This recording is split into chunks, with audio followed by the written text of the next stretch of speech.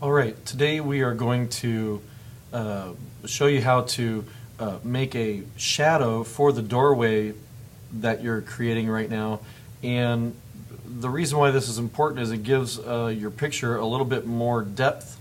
It will show a little bit more of the actual end product. It'll make it look just a little bit more realistic. So what we're going to do right now is go through the steps on how to create a drop shadow or a shadow, if you just want to call it a shadow, for your project. All right, so what we're going to do here is we're going to select this doorway area and then recreate it so that we can take this area and turn it into a shadow that's been laid out on the ground here. So, and the other thing too is it's just going to make it look much more realistic. As you can see, the image that you have here, you have a shadow, but it's not very distinctive. It doesn't stand out very much. So what we're going to do is improve it. All right, the first thing we're going to do is take our lasso tool and select the polygon lasso tool. And what we're going to do is just get a general area selected so that we can have the basic shape fall across the grass and so that it resembles a shape here that resembles the door. And so as you can see here, I've selected the doorway, and now what I'm going to do is create a new duplicate layer. And so we're going to go with our layer via copy, and as you can see now, I've got another layer right over here in my layers palette of just the door. And we'll turn the eyeball off for the background layer, and we'll also get rid of that lock. And now you can see that we have a layer here that is ready to use and recreate for our shadow. So the first thing I want to do is make sure I am selected on the layer, and now I'm going to take this and I'm going to go ahead and change the color of it. I'm going to make it a black rectangle. So we're just going to change this image and change it to a black rectangle, and then we're going to go ahead and start to tweak it a little bit. So I'm going to come over here to my image menu, and we're going to go to adjustments, and we're going to change the hue and saturation, and I'm just going to go ahead and move these little bars over in the hue, saturation, and lightness all the way to the far left, and you can see now that that little area that I selected and duplicated is now completely black. And we're going to say OK, and now we're going to go to our edit menu, and we're going to scroll to our free transform, and we're going to distort this rectangle.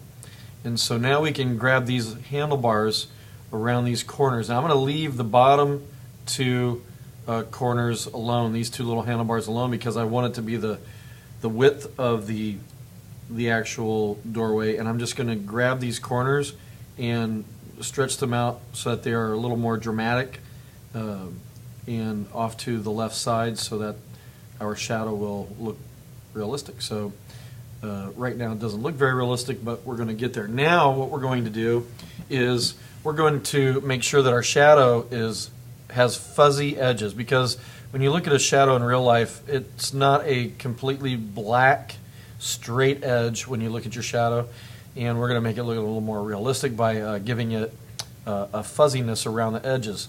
And so we're going to go to our filter menu, and as you can see, I can't select anything in here yet, so the computer is telling me that I have changed this area here, so I must do a complete file and save and apply that change that I made. And now I'm going to go ahead and just go ahead and save this. So you may want to go ahead and rename this, and that's what I'm going to do. I'm just going to rename this shadow just for the purpose of this lesson. And I might even put a number 1 on the end of it just in case I need to redo it later. And we'll save that.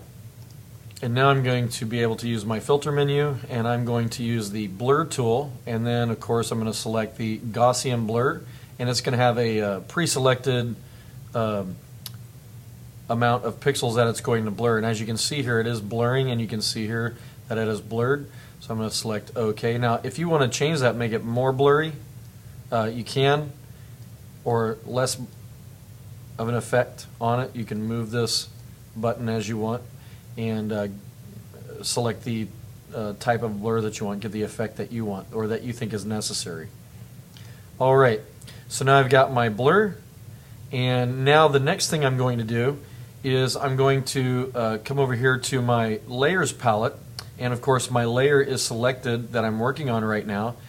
And so what I'm going to do is I'm going to change the opacity of this shadow, and I'm going to take out how much opacity there is. It's going to make this shadow look a little bit lighter and a little more realistic, because shadows are not as dark as what we see there.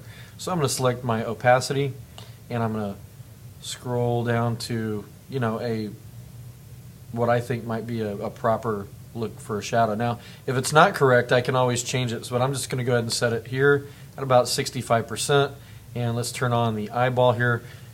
For our other layer with the whole complete doorway and background, and as you can see now, I have a nice little shadow here. So let's go ahead and change the opacity again so we can see what it looks like as we're changing it. And there we go. You can see how it's changing. If I go completely black, it definitely doesn't look as nice or as real. And so what I'm going to do is take this to a point that I think is nice and will grab the viewer's attention. Now, I'm going to go ahead and save my work here. At the same time, I'm going to erase right from about here and over, because this layer is on top of the background layer. So what I'm going to do is erase this shadow, because I want it to look realistic. I don't want it to sit on top of everything else, because the shadow doesn't fall on top of itself or the object that's creating the shadow. It simply falls behind. So let's go ahead and erase that. So I'm going to grab my eraser tool, and I'm going to make sure it has a little bit of a fuzzy brush here. The hardness will not be at 100%. I'll put it at about 75%. And now I'm going to come in and erase out that shadow, and there you go. We're all set. Okay, so you can see that now it looks much more like the shadow is falling to the background and out in the distance. We'll quickly knock out the center of this image here, and so I need to make sure that I'm selected on the correct layer. So now you can see the shadow. Let's go ahead and knock out the center here and put an image in the center, and I'm going to do this very quickly. And I'm going to make sure that when I use this polygon lasso tool to take out the center of this door, that my feather is also set at 0. I'm going to go ahead and grab my eraser tool, and I don't have to worry about erasing the shadow because that's on a separate layer. And now I can go ahead and put another image in here if I wanted to. So that's where you're at. You can see now that another image is going to go and drop in here. Okay, I'm going to do a second lesson for you and show you what this is going to look like with your image in here, and also with the grass in front of the doorway. We're going to take the grass and make it look realistic so that it lays in front of our area that we've created here to place our image inside of and make it look more realistic. All right, if you have any questions, email me. Hope you enjoy watching this video, and I hope that was an extremely easy lesson to follow.